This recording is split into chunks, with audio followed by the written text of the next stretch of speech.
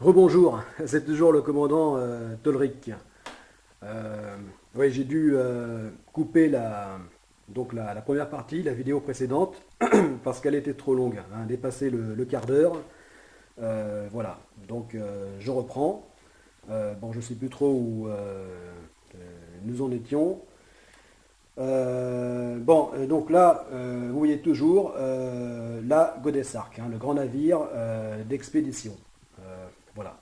Seulement là, eh bien, elle n'est plus la Goddess Ark en une seule unité, mais divisée en deux.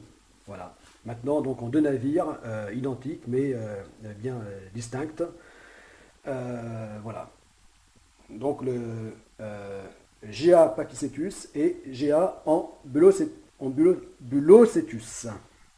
Voilà. Voilà. Donc chacun fait 180 mètres de long, hein, mais toujours avec euh, même largeur, même gréement, même hauteur, tout ça ne change pas. Seul change la longueur, hein, puisqu'il s'agit d'un navire amphidrome, donc symétrique, coupé en deux finalement. Voilà. Donc coupé en deux donne deux navires identiques. Voilà. Voilà. Seulement, vous les voyez maintenant en mode trimaran. Voilà.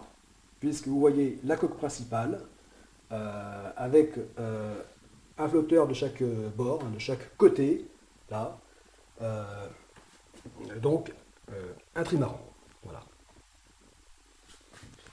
Voilà. Vous voyez toujours les personnages hein, à l'échelle. Hein. Les petits points là que vous voyez, ce sont les personnages. Hein. Euh, voilà. Les flotteurs ou le moteur hein, qui produiront l'énergie. Hein, l'énergie la plus importante à bord, produite avec donc l'énergie des véliques, hein, donc le vent. Voilà. Ce sera les deux formes principales d'énergie renouvelable. Hein. Il y en aura d'autres, hein, de nombreuses autres formes d'énergie renouvelable, mais là, ça sera les deux principales, en tout cas pour la propulsion. Voilà, là, vous voyez, mais ça, vous l'avez vu hein, précédemment, donc à la même échelle, hein, GA Mesonix. Voilà. Mais là, dans sa version 10,50 m, et là, la version que je compte en réalité construire, euh, hein, que je n'ai pas commencé, j'ai commencé le 10,50 m, mais donc construire le 18 mètres. Voilà. Hein. Voilà.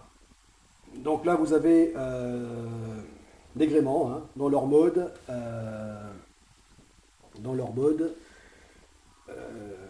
enfin euh, la version Marconi, gréement Marconi, c'est-à-dire une gigantesque grand voile.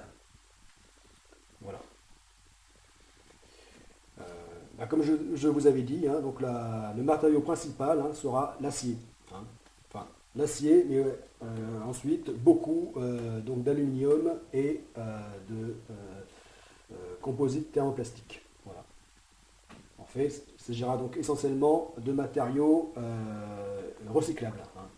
Rien de plus recyclable que les métaux et les matériaux futuristes aussi que sont les plastiques thermocomposites qui eux aussi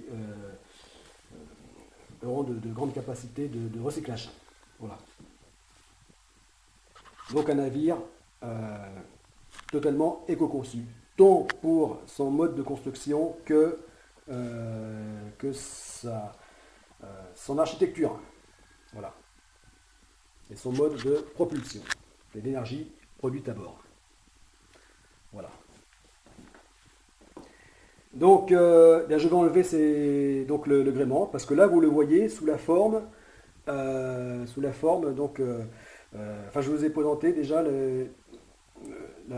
deux principales formes de propulsion. Hein. Donc, voile rigide tournante, hein, donc les cylindres, Flettner, et le gréement gigantesque voile Marconi sur le mât autoporté. Hein.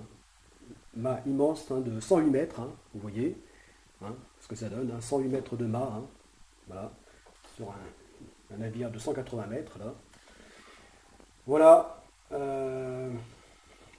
Donc, bon, enfin, je ne vais pas me répéter, hein, je vous ai expliqué tout ça auparavant. Ce n'est pas la partie que j'ai coupée, j'espère. Voilà, alors là, maintenant j'enlève ces options de gréement. Hein, voilà. Voilà. Voilà ce que donne donc sans les mâts.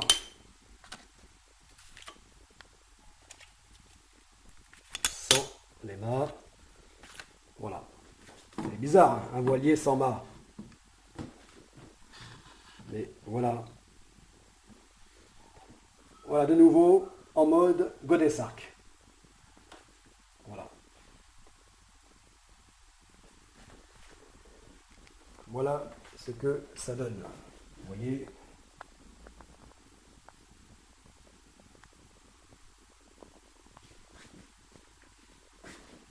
Voilà.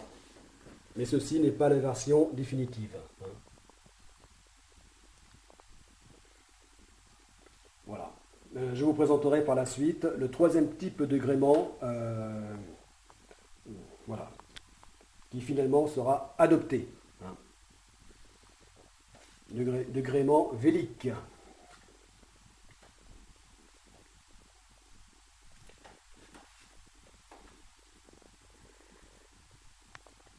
Voilà, donc là, vous voyez bien la forme du navire. Voilà, avec un immense espace ouvert pour un maximum de lumière, hein, dans les parties habitées. Voilà, pour plus de confort, de clarté. Alors, l'une des formes d'énergie additionnelle, énergie naturelle, qu'il y aura à bord, tout comme la première phase du projet, avec le petit voilier, eh bien, il y aura la production d'énergie par les machines de musculation. Voilà. Et là, avec 1000 personnes à bord, ça ne sera pas si négligeable que ça. Bon, ça y est, je pense avoir fait le tour. Dit l'essentiel, mais de toute façon, nous aurons bien l'occasion d'y revenir.